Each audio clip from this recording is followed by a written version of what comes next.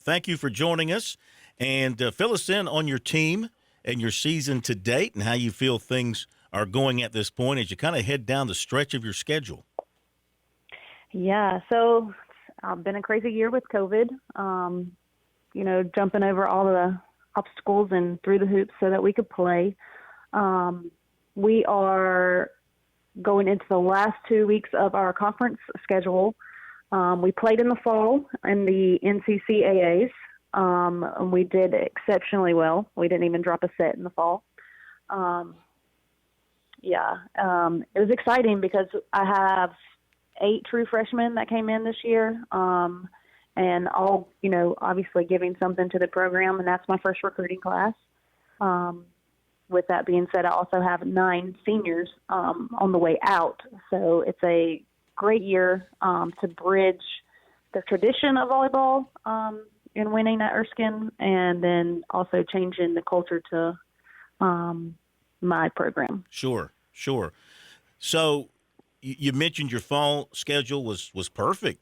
A couple of wins over Bob Jones, a win over Carolina University, and then you got to the spring and a little bit of a slow start, but you've got a couple of wins in there, and you're going to play Coastal Carolina, going to go down to Conway and play Friday and Saturday, kind of stepping up there. A chance for you to really kind of test your young players to see how they do against maybe a little bit better funded program than what you've got right now?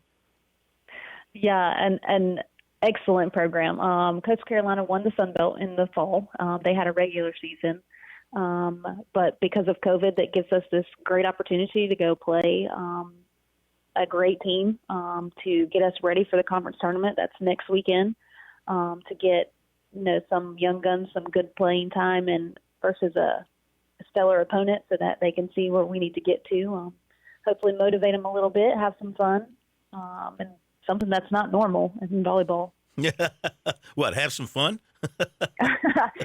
Playing a Division I opponent. Yeah, I got you. Yeah. As I look at things here, I mean, correct me if I'm wrong, just looking at information, you're pretty much, as a coach, a one-man band, right?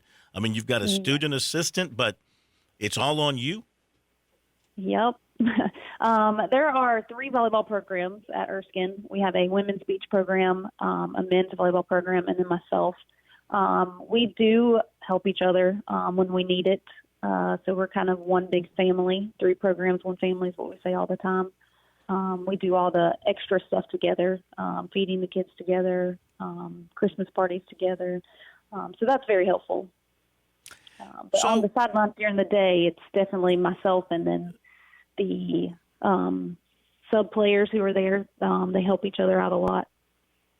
So that's interesting. You've got, on the women's side, you got the women's team, and then you have the beach volleyball team. So, I mean, I know the difference. One's played indoors, one's played, of course, in sand on the beach. But, I mean, and I know the beach volleyball, I guess you don't have the full complement of players like you do for the inside game. But are the skills still pretty much the same for the two? Do you have players crossing over between the 2 teams?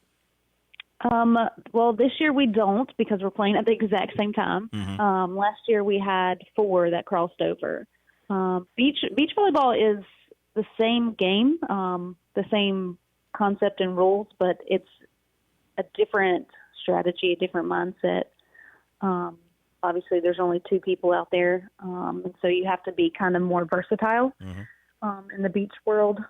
Versus indoor, you can specialize in a position and be subbed out. There's no subs in beach. You got to do it all or you won't be very successful.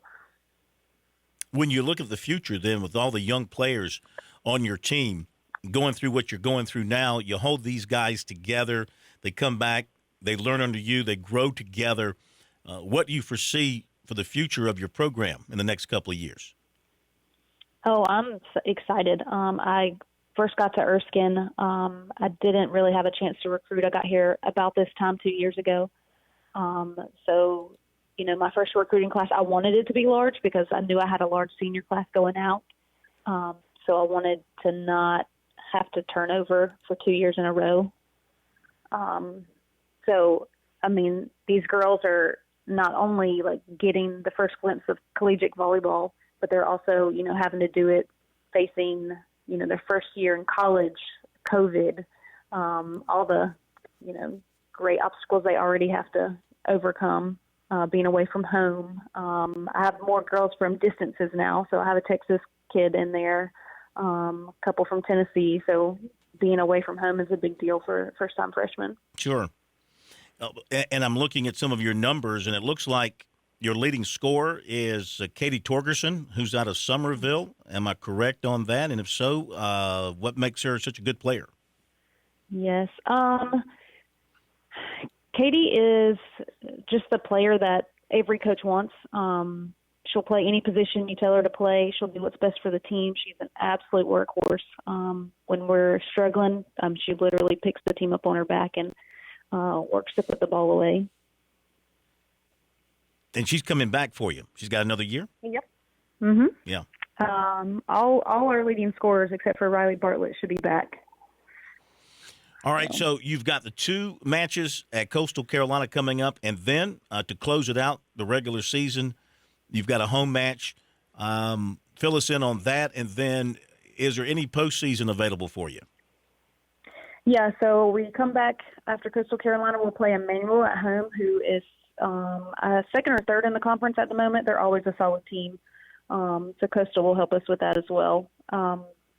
They are to me, they're our biggest rival because they're just an hour down the road, even though they're in Georgia. And then, yes, we will qualify for postseason. That Friday, Saturday will be the first round. We will play, depending on our seed, right now we're the 8 seed, so we'll go to North Greenville if everything stays the same, and we'll play North Greenville and Belmont Abbey. And if we win out on that final Saturday, then we'll go the next weekend to King to do the semifinals and finals. Well, good luck going down to the beach this weekend, and we appreciate you being with us, and we'll be watching to see what happens there and what happens to you as you hit postseason play. And we appreciate, once again, the folks at Erskine being with us here on Sports Talk, and thank you for your time, Coach. Good talking to you. Thank you. All right, there you go. Coach Kelly Burdeau from Erskine, the volleyball coach, and